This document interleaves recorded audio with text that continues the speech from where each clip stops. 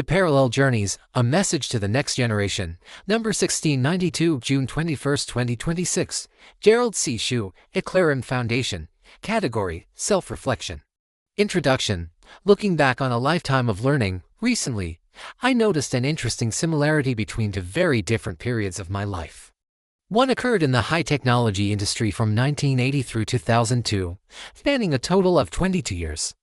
The other occurred in my self-study and research in psychology and medicine from 2000 through 2026, spanning a total of 26 years. There was a 2-year overlap between 2000 and 2002. During that transitional period, I was selling my high-tech company while simultaneously beginning my self-study of psychology, which later expanded into medicine, neuroscience, and other health-related disciplines. I particularly emphasized neuroscience because it represented a unique intersection between my earlier work in semiconductor chip design, involving transistors and electrical circuits, and my later interest in understanding the structure and function of neurons and neural pathways within the human brain. Both systems process information through interconnected networks, although one is built from silicon transistors and electrical wires, while the other is built from biological neurons, synapses, and neural pathways. In many ways, neuroscience became a natural bridge connecting these two very different chapters of my life. What I learned in one chapter of my life often becomes useful in a completely different chapter many years later, although these two journeys were separated by nearly 30 years and involved completely different disciplines. They followed a remarkably similar trajectory. As I reflect on these experiences, I do not see a story about fame, power, wealth, success, or recognition. Those things may have appeared along the way, but they were never my true destination. As I have said before, they were merely background noise in the symphony of my life, never the primary signal and never the main melody. What I see instead is a lifelong pursuit of learning, which has always been the dominant signal throughout my life. Over the years, I have come to appreciate that knowledge accumulates quietly. The learning process is often invisible. Years may pass without any obvious achievement to outside observers. It may appear that little progress is being made, yet beneath the surface, understanding continues to grow. Looking back, the most meaningful parts of my journey were not the moments when other people noticed the results. The most meaningful parts were the years spent learning, exploring, questioning, and gradually understanding things that I did not understand before. First journey, 14 years of failure and learning. Between 1981 and 1994, I attempted to start 7 high-technology companies in Silicon Valley. I failed 7 times. Looking back, those 14 years contained plenty of disappointment, frustration, uncertainty, self-doubt, and extreme financial burden on my family. Most people would naturally view those years as failures. During that period, I was learning every day. I studied technology, engineering, product development, management, leadership, customers, competition, financing, and business execution. Every setback taught me something valuable. Every mistake revealed something I had not understood before. Although the companies failed, the learning did not. What I was really building during those 14 years was not companies. I was building knowledge, experience, judgment, and resilience. Those were assets that nobody could see. The 8th attempt, what others could finally see. Eventually, the 8th attempt succeeded. To many people, it appeared as if success had suddenly arrived.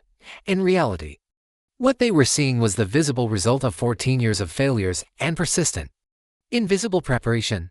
The outcome was never the most important lesson. The learning itself was the most important lesson. That realization became even clearer many years later. Second journey, 8 years of invisible preparation. Beginning in 2010, I entered an entirely different field. I immersed myself in psychology, personality disorders, human mental pain, and biomedicine, including physiology, pathology, metabolism, diabetes, cardiovascular disease, chronic kidney disease, stroke, epilepsy, neuroscience, and many other related disciplines. For 8 years, I did not publish a single psychological or medical research paper. Instead, I spent my time reading books, studying published research literature, collecting biomarker and lifestyle data, writing medical AI software, building mathematical and physical research models, performing calculations, and searching for hidden patterns. I accumulated more than 4 million data points and continuously refined my understanding of human pathophysiology. From the outside, Very little appeared to be happening. There were no publications, no presentations, no recognition, and no visible accomplishments. However, I was learning. Every paper I read, every calculation I performed, every pattern I discovered, and every question I asked added another small piece to a growing foundation of my understanding of both psychology and pathophysiology. From the first medical paper forward, on December 7, 2017, I published my very first medical research paper at the World Health Organization International Diabetes Federation HUIDF Biennial Conference. The paper was only about 300 words long, but it represented the culmination of 8 years of self-study, observation, data collection, and learning. Since then, I have continued writing and publishing. Over the following 9 years, I released nearly 1,700 research notes and papers. During that period, I developed the VPT and VPM concepts and research methodologies, created various TSI models, conducted long-term longitudinal studies, and expanded research into multiple areas of medicine, neuroscience, psychology, and life trajectory analysis. Again, most people saw only the visible output. What they could not see were the years of preparation that came before it.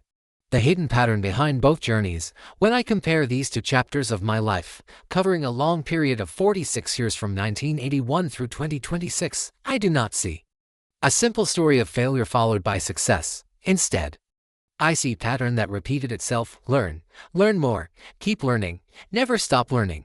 The visible results emerged only after years of invisible preparation. As a mathematician, I naturally think about systems and patterns. In many nonlinear systems, progress appears slow for a long period of time. Then, after reaching a critical threshold, rapid change becomes visible. Learning often works the same way.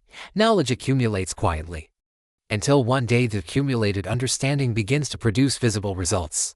Deep immersion and long preparation. Another similarity is that both journeys required me to leave me previously familiar territory. In entrepreneurship, I moved beyond mathematics, physics, and engineering into leadership, management, strategy, finance, sales, marketing, and high-tech product development. In medicine, I moved beyond mathematics, physics, and engineering into psychology, lifestyle studies, metabolism, mortality-related diseases, pathophysiology, and neuroscience. In both cases, I entered fields about which I initially knew little or nothing. The process was always the same: deep immersion, long preparation. Internal framework formation, then, eventually, productivity. Many people become discouraged during the preparation and learning phases because the rewards are not immediately visible. Yet every meaningful accomplishment in my life was preceded by years of patient and quiet preparation that nobody could see. A message to my grandchildren and younger generation. This is the lesson I hope to pass on to my grandchildren, younger students, and young professionals. Do not learn merely to earn a degree.